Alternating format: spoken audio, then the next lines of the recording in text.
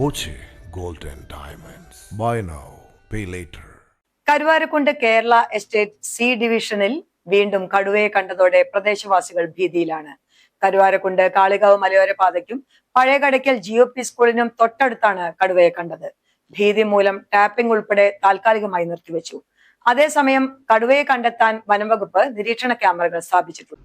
നരഭോജി കടുവ കെണിയിലായി വർഷം 1 തികയാറായിട്ടും കരുവാരക്കുണ്ടിലെ കടുവാ ഭീതി മാറുന്നില്ല. പലയിടത്തും കടുവയെ കണ്ടതായി പറഞ്ഞെങ്കിലും ഗൗരവത്തോടെ കണ്ടിരുന്നില്ല.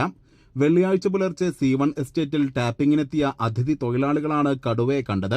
ഇതിൽ ജാർഖണ്ഡ് സ്വദേശിയായ നവീന് നേരെ കടുവ പാഞ്ഞടുക്കുകയും ചെയ്തു. ഇതോടെ മറ്റു മേഖലകളിലെ ടാപ്പിംഗ് തൊഴിലാളികൾ ഉൾപ്പെടെ ജോലി നിർത്തി മടങ്ങി. നരഭോജി കടുവയുടെ സാന്നിധ്യമുള്ള സമയത്ത് തന്നെ 1 കൂടുതൽ കടുവകൾ ഉണ്ടെന്ന വാദം ഉയർന്നിരുന്നു. അതിനിടയിൽ കടുവയെ പിടികൂടാൻ സ്ഥാപിച്ച കെണിയിൽ പുലി കൂടി അകപ്പെട്ടതോടെ ഭീതി ഇരട്ടിയായി.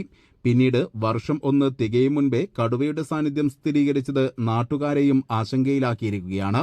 കടുവാ സാന്നിധ്യം സ്ഥിരീകരിച്ചാൽ സ്വീകരിക്കേണ്ട മുൻകരുതലുകളെക്കുറിച്ച് ജനത്തെ ബോധവാന്മാരാക്കാനാണ് അധികൃതർ ആദ്യം ശ്രമിക്കേണ്ടതെന്ന് കിഫ ജില്ലാ പ്രസിഡന്റ് മാത്യു സെബാസ്റ്റ്യൻ കുരിശുമൂട്ടിൽ പറഞ്ഞു. അവരുടെ ഭാഗത്തുനിന്ന് വന്നുകൊണ്ടിരിക്കുന്നത്. പക്ഷെ ഒരു കാര്യം ഉറപ്പാക്കേണ്ടത്, മുൻകാലങ്ങളിലെ പോലെ ഒരു കടുവയെ കണ്ടു കഴിഞ്ഞാൽ നാഷണൽ ടൈഗർ കൺസർവേഷൻ അതോറിറ്റിയുടെ നിബന്ധന അനുസരിച്ചുള്ള SOP അനുസരിച്ചുള്ള നിയമാവലി അനുസരിച്ചുള്ള കാര്യങ്ങൾ പാലിക്കാതിരിക്കാൻ പാടില്ല.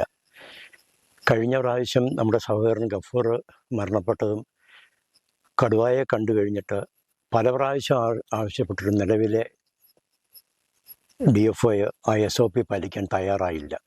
പഞ്ചായത്ത് അധികൃതരും അതിന് മൗനാനുവാദം നൽകിയതുപോലെയാണ് അന്ന് പ്രവർത്തിച്ചത്.